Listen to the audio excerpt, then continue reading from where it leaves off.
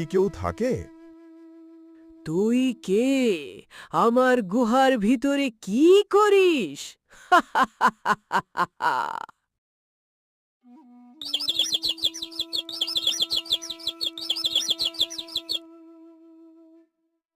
একটি ছোট গ্রামের গল্প, যেখানে বাস করত দুই ভাই। তাদের জীবন ছিল একেবারেই ভিন্ন।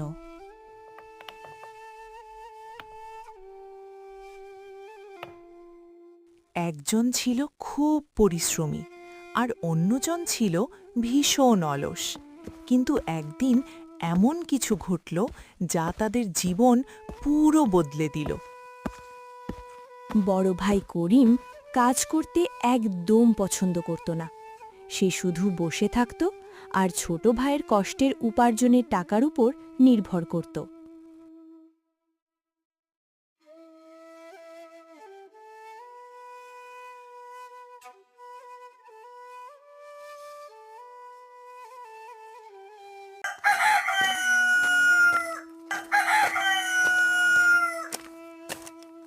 ছোট ভাই রহিম ছিল পরিশ্রমী, সৎ এবং খুবই সরল মনের। প্রতিদিন ভোরে সে জঙ্গলে যেত কাঠ কাটতে।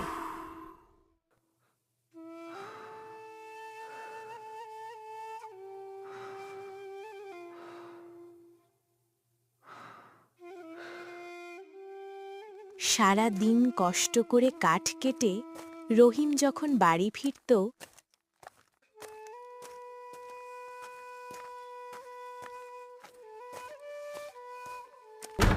তখনও তার জন্য অপেক্ষা করত না কোনো ভালো খাবার। কখনো কখনো তাকে না খেয়েই ঘুমাতে হতো।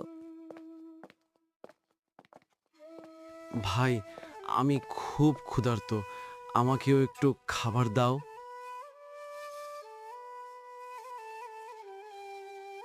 এত খাও খাও করিস কেন? নিজের খাবার নিজেই জোগাড় কর না। এই কথাগুলো শুনে রহিম খুব কষ্ট পেল, কিন্তু কিছু না বলে চুপচাপ চলে গেল।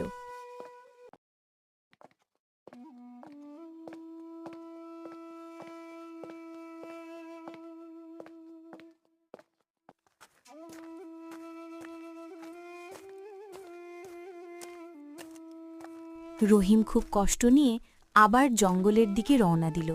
তার চোখে ছিল হতাশা আর মনে ছিল দুঃখ। হাঁটতে হাঁটতে সে জঙ্গলের অনেক গভীরে চলে গেল, যেখানে সে আগে কখনো যায়নি। চারপাশে অদ্ভুত নীরবতা। গাছগুলো যেন আরও ঘন হয়ে উঠেছে। পাখির ডাকও থেমে গেছে। হঠাৎ রহিমের চোখে পড়ল একটি অন্ধকার গুহা।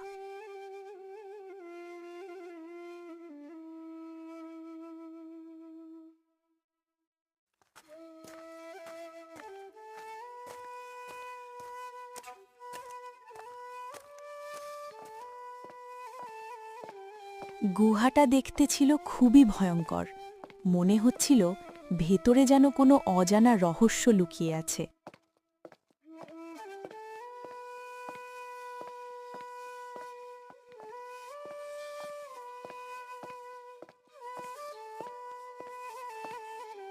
সে এগোতে থাকে সেই অন্ধকার গুহার দিকে। সামনে দেখতে পেল উজ্জ্বল আলো আভা। আলো দেখে সেই আলোর দিকে এগোতে লাগল, কিন্তু রহিম জানত না এটাই এক ডাইনের অভিশপ্ত গুহা।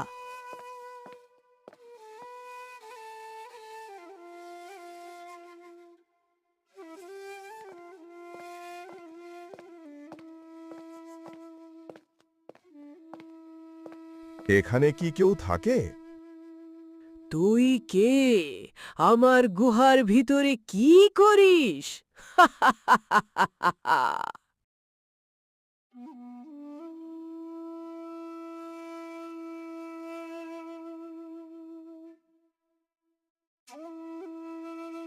আমি আমি জঙ্গলে কাঠ কাটতে এসেছি।